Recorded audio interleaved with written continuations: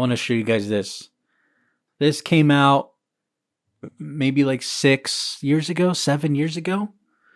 Whenever I was in architecture school, and at the time it was dope. Like the concept of it, I'll get into it for sure. But at the time of it, it was dope. It was futuristic. It was great. But as time kind of goes forward, as technology advances, the darker and the more evil this shit is. And again, we'll dive into this. All right. So there is an architecture firm, BIG, Bjarke Ingels Group. It's an architecture firm based out of Denmark. Great architect, creative architect, great, very creative. His work is great. His buildings are great. I understand the criticisms that he gets, but he's a talented architect. And you know me, I love to come on here and shit on everybody and everything. It brings me joy to do that. It's one of the best experiences that I can have in life is being a hater. You guys know that about me. So with that being said, when I let you know he's talented in his ways, he's very talented. Okay. With that disclaimer, with that preface, now let's completely fucking savage this guy. So Bjarke Ingels, yes, he has sort of a bit of a slimy feel to it. That's one of the criticisms. He partnered with Toyota Motor. That sounded like a fucking hick. Toyota Motor. He partnered with Toyota to kind of create this fictional city, right? Well, not a fictional city, a tech hub city, an automated city. That's the word I was looking for. I don't think it ever got built, but the concept was established, as you can see. And of course, the concept, right? They based it in Japan. So it seemed futuristic and friendly and clean and eco-friendly and harmless. And with that Japanese hospitality, that welcome, that warm feeling, right? Of course, they based it out of there. They do their research for this social stuff. I promise you. Of course, it's based in Japan. And essentially, it is an automated city, like I said, the woven city, where everything runs by itself. Again, cool. It's cool concept, right? This is transforming from the old way to the new way, as you guys are seeing. More walkability, more greenery, eco-friendly, connectivity. They love, these terms, these fucking bullshit terms, right? They have implemented this new city. Again, it looks great. It looks phenomenal. The only problem is that it's completely powered by technology, by AI, meaning there is a server, there is an algorithm driving you around, controlling the AC in your home, cleaning up for you, making you coffee. Beautiful in theory. And again, at the time, this is pre-pandemic. Look at this. You got drones. It looks like a utopia. It looks gorgeous. But you look at this now and you want to run for the hills. Because at the time they're like, this is what we want. And you're like, oh my God, this is phenomenal. This is great. This is a seamless life. An effortless life. And then the pandemic happens. And everyone's trust in any system whatsoever completely collapses, rightfully so. And suddenly, this future, as nice as it is, starts looking like a horror film. Connectivity, simplicity,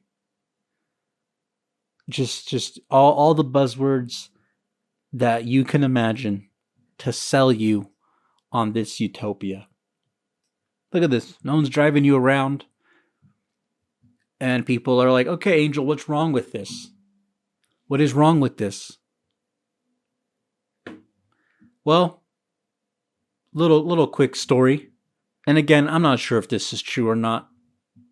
I'm not going to look it up because I'm not going to waste my time. I saw it on Reddit during the pandemic.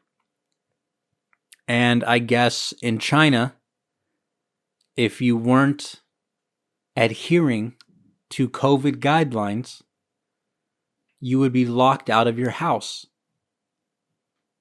As you see in China, everything is tech savvy, everything is seamless, everything is on your phone. Everything is connected to the cloud. Great in theory. Until the government decides you're doing something wrong. And then they put a lock on the app you use to get into your home. Again, these are just reports that came out of China. Was it misinformation? I don't know. Was it real? I don't know. Is China evil? Yes. I know that's a controversial take for you communists out there. For you fucking die-hard communists. I think China should be the model that we follow as a country. But do you see do you see my point now? Do you see my point in the danger of having this? Oh, Angel, that's just one instance, though. That's just one instance. Okay, that's fair. I'll give it to you. Hey, say you come across some evidence that can put a politician in jail for trafficking. Say you find some evidence and you're due to report in court to testify against him, and you hop into one of these puppies. You get it yet? Do you get it yet, or do I have to spell it out for you?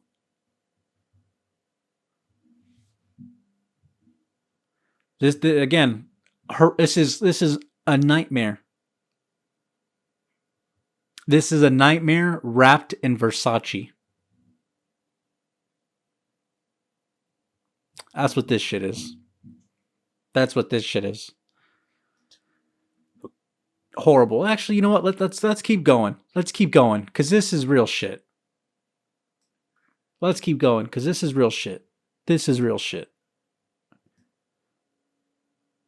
Beautiful. I have no complaints aesthetic-wise. Zero complaints. Do I have any doubts that this could happen technologically? I have no doubts whatsoever. This can definitely happen. This could absolutely happen. And it will happen. It's probably happening right now.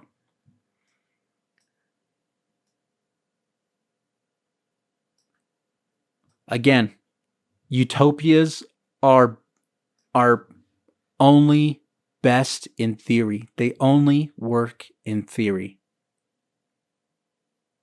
Because in the real world, it's a little different. Because theory doesn't apply for evil people. Capitalism, corporations don't care about theory.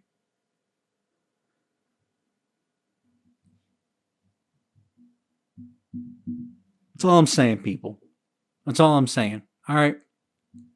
And that is what that tiny little Wall-E robot. I saw that tiny little robot strolling along. Probably, they probably fired 20 police officers, just fucking threw them out on the street. Fuck you, get out of my face. Probably threw them out. 20 years in the force, probably. Skipping kids' birthdays and shit. Threw them out on their asses. Hired a little Wall-E robot. And I saw that, man, and I just, it was like I had a That's So Raven vision, where I just went 20 years into the future and I started connecting all the dots the Bjark Ingles, that fucking smart city. It just all started. Yeah. Again, I have been lacking sleep. I am severely, severely sleep deprived. I am running on an obnoxious amount of caffeine. I am probably going to fall asleep after I finish recording this because I'm somewhere between hopped up on caffeine and absolutely exhausted. But that does not discredit everything I just showed you. Yes or yes? Yes or yes, people? Thank you. Thank you.